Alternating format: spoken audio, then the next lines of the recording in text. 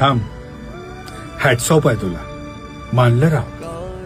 कुणाला सुद्धा वाटलं नव्हतं की तू या सिच्युएशन मधनं बाहेर पडशील. तुला माहितीये तू कसे दिवस काढलेस, किती त्रास सहन केलायस, किती फसवला गेलायस, ते पण जवळच्याच लोकांकडनं. पण तू बाहेर पडलास ह्याच्यातनं. ही सिच्युएशन तू पार केलीस. लिटरली असे दिवस होते की तुला जीव द्यावा वाटत होता. खरं बोलतो ना मी.